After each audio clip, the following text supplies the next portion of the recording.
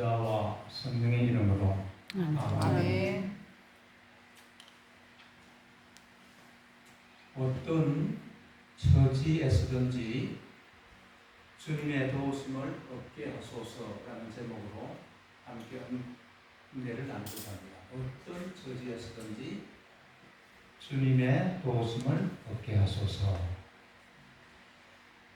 주 그리스도여, 주님은 어려움 중에 있는 우리를 보살펴 주시나이다.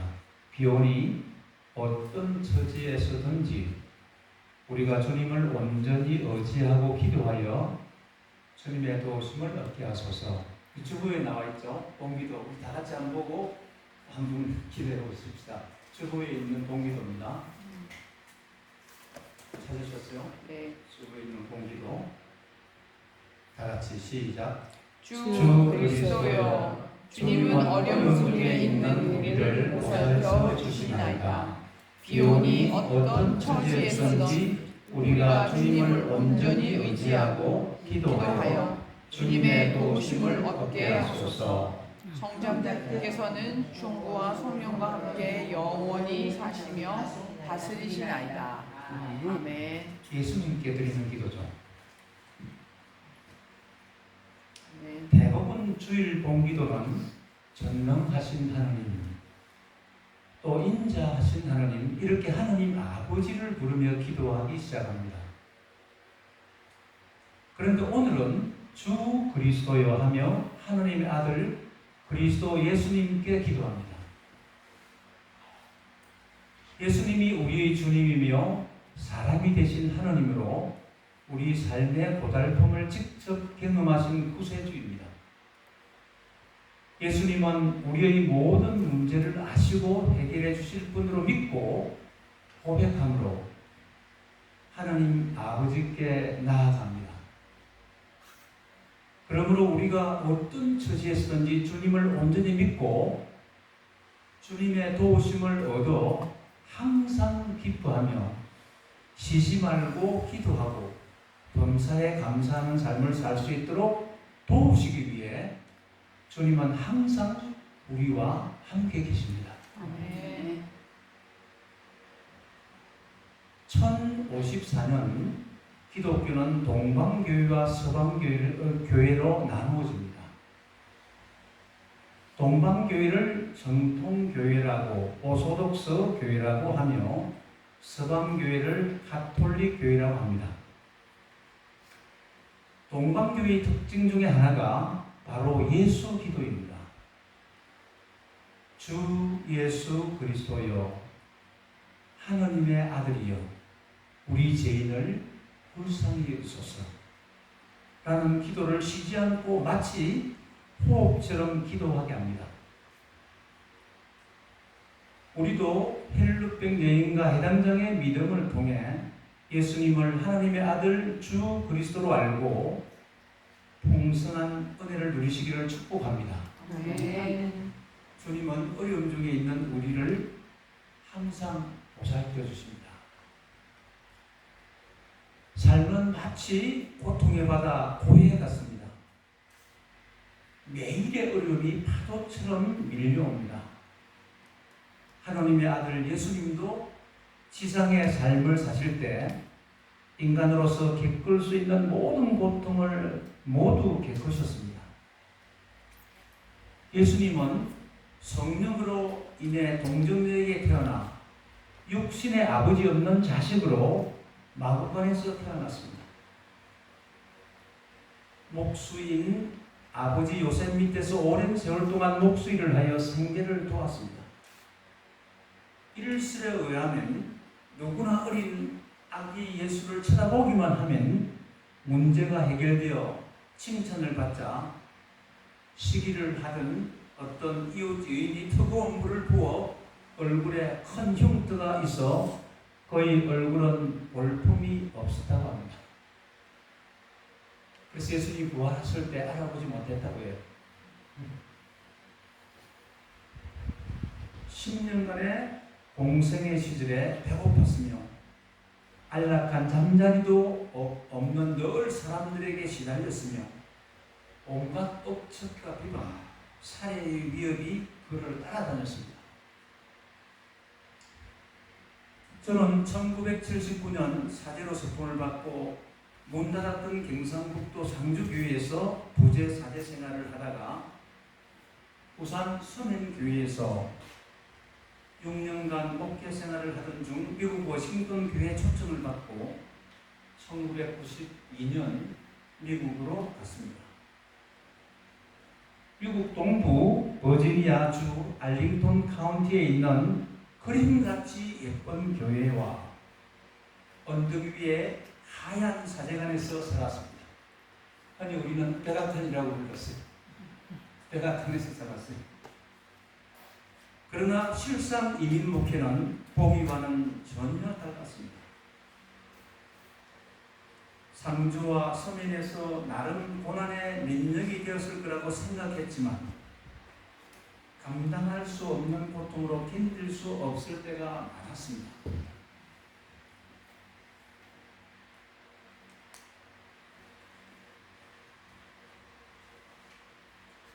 이럴 때면 늘 차가운 마룻바닥에 무릎을 꿇고 주 예수 그리스도여 저를 불쌍히 여기소서 하고 주님을 대면하였습니다.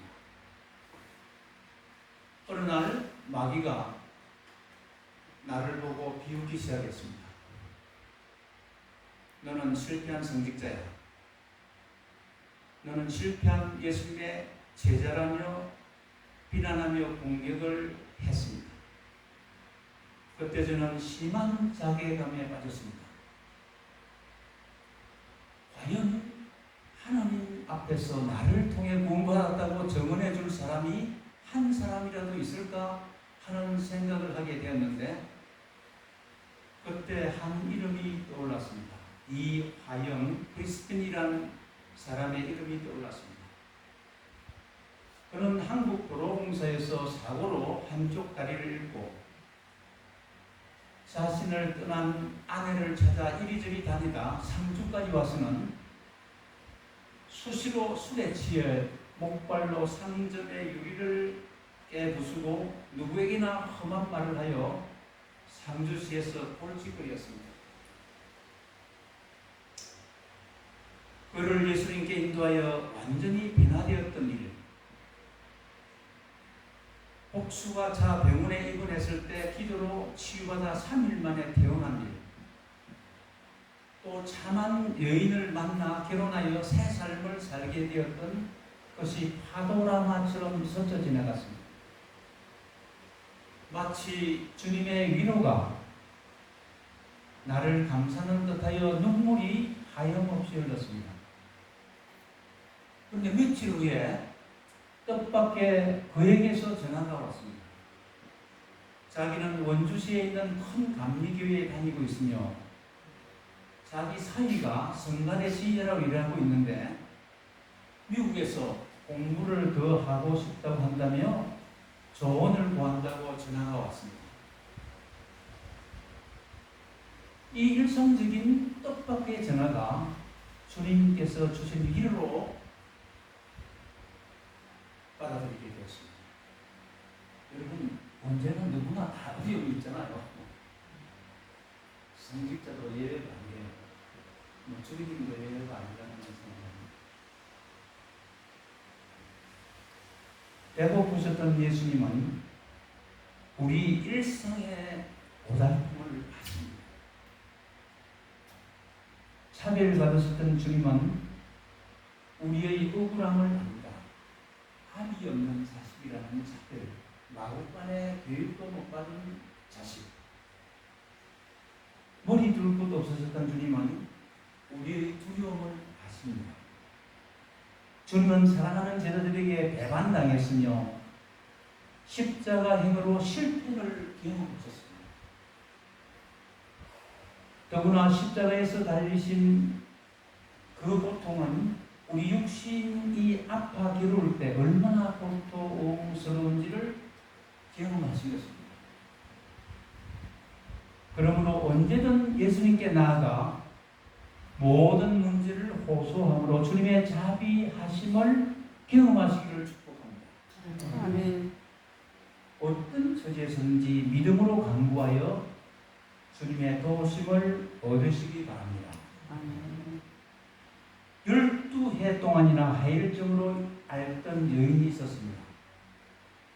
병을 치유하기 위해 가슴마저 탕진하며 희망을 잃은 여인이 예수의 소문을 듣고 군중 속에 끼어 따라가다가 예수의 옷에 손을 대었습니다. 그 옷에 손만 대기만 해도 병이 나으리라고 믿었는데 과연 자기 병이 나아버렸습니다. 얼마나 놀랍겠습니까? 흐르던 피가 그쳐버렸어요. 그리고 깨끗이 나은 것을 알았습니다. 예수께서도 자기에게 기적의 힘이 나간 것을 아시고 돌아서서 누가 내 옷에 손을 대었느냐 하고 묻습니다. 이 여인은 가슴이 덜컹했을 거예요. 사방에서 밀어대는 군중틈에 있던 여인이 두려워떨며 예수 앞에 엎드려 사실대로 말씀드립니다. 예수께서는 그 여인에게 여인아, 내 믿음이 너를 살렸다. 내 병이 완전히 나았으니 안심하고 가거라 하고 말씀하십니다. 이것이 우리 주님이에요. 야이로라는 해당장이 예수의 발 앞에 엎드려 12살짜리 어린 딸이 다 죽게 되었으니 손을 얹어 병을 고쳐달라고 애원합니다. 예수님은 그를 따라 야이로 해당장의 집으로 갑니다. 하지만 가는 도중에 아이가 죽어서 예수께서 오실 필요가 있겠느냐고 종들이 와서 말합니다. 예수께서는 이 말을 들은 채도 아니시고 해당장에게 걱정하지 말고 믿기만 하여라 하고 말씀하십니다. 그 집에 도착하니 사람들이 울며 불며 떠들었습니다. 예수께서는 왜 떠들고 울고 있느냐? 그 아이는 죽은 것이 아니라 잠을 자고 있다 하고 말씀하시니 사람들이 호수를 쳤습니다. 예수께서는 아이의 손을 잡고 난리다툼 소녀야 일어나거라 하고 말씀하시자 소녀는 곧바로 일어났습니다. 이 두 본문에서 주목해야 할 부분은 믿음입니다. 야이로의 믿음과 그 여인의 믿음입니다. 당시 여인은 사람 수에 들지 못했으며 또 헬루병을 앓았다면 저주받은 사람이라고 치부받았을 것입니다. 그러나 여인은 예수의 소문을 듣고 예수께 희망을 걸어 옷자락에 손만 대기만 해도 병이 나으리라는 믿음으로 군중 속에 끼어들어서 예수의 옷을 만지기 위해서 그 아픈 몸으로 끌고 갔습니다. 해당장 야이로에게는 그 어린 아들이 자기 자신만큼이나 귀한 자식이었습니다. 여러분, 자식이 죽으면 가슴에 무덤을 맞는다 그러잖아요. 도상에서 어린 딸이 죽었다는 소식을 종들로부터 듣습니다. 그런 해당장 야이로에게 예수님은 걱정하지 말고 믿기만 하리라 하고 위로하십니다. 기독교를 종교의 범주에 넣기도 하지만 넣지 않기도 합니다. 왜냐하면 기독교는 살아계신 하나님과 우리 사이의 관계이기 때문입니다. 종교는 우리가 믿음, 공로로 하나님을 찾아가는 것이라면 기독교는 하나님이 찾아오셔서 우리의 새로운 관계를 만드는 그 관계 속에 들어가는 것이 기독교이기 때문입니다. 소문으로 예수님을 알던 혈류병을 앓던 여인이 예수의 옷자락에 손을 대어 병을 치유받음으로써 예수님과 관계가 새롭게 만들어졌습니다. 해당장이 자기 딸이 죽음에서 살아난 후에 그 관계가 완전히 달라졌습니다. 즉 개인적인 경험을 통해 만들어진 관계가 바로 예수가 우리 주님이시여 그리스도라는 사람이 되신 하나님이라는 증인이 되는 것입니다. 증거가 되는 것입니다. 그래서 우리는 증인이 될 수 있습니다. 믿음으로 나아가고 믿음으로 구하고 믿음의 결과를 본 증거가 많을수록 주님에 대한 단단한 증인이 됩니다. 우리도 이런 살아계신 저희가의 관계가 필요합니다. 이것을 성서용어로 영생이라고 합니다. 살아계신 하나님 아버지와 부활하신 주님과 성령 안에서 살아있는 관계를 영생이라고 합니다. 야고보 성인은 야고보서 1장 6절 7절에 조금도 의심을 품지 말고 오직 믿음으로 구하십시오. 의심을 품는 사람은 바람에 밀려 흔들리는 바다 물길 같아서 그런 사람은 아예 주님으로부터 아무것도 받을 생각을 말아야 합니다. 라고 증언합니다. 그러므로 오직 온전히 믿음으로 간구하여 주님의 도우심을 얻으시기를 축복합니다.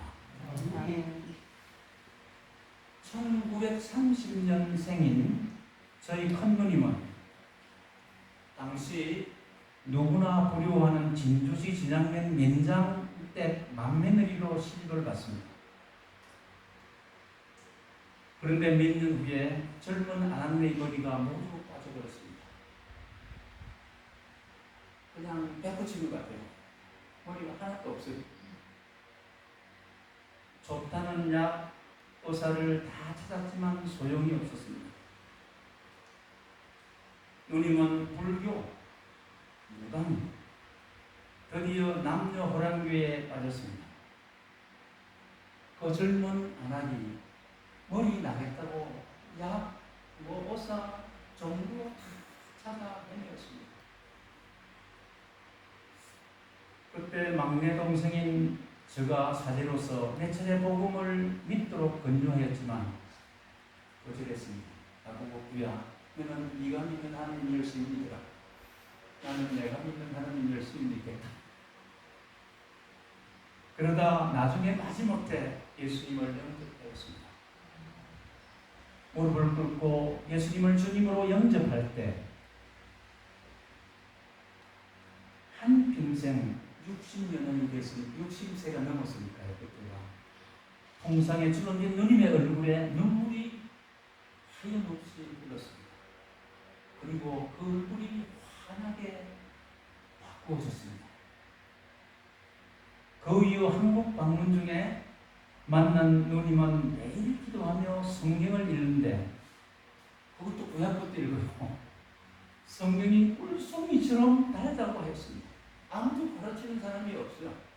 성령님이 가르친 것 같아요. 그리고 빠지지 않고 교회에 출석하였습니다. 비록 가발이지만 머리카락이 머리카락이 나고 안 나는 것에 묶이지 않는 참 자유와 기쁨을 누렸습니다. 주 그리스도여, 주님은 어려움 중에 있는 우리를 보살펴 주시나이다. 비오니 어떤 처지에서든지 우리가 주님을 온전히 의지하고 기도하여 주님의 도우심을 얻게 하소서. 예수 그리스도는 우리의 주님이십니다.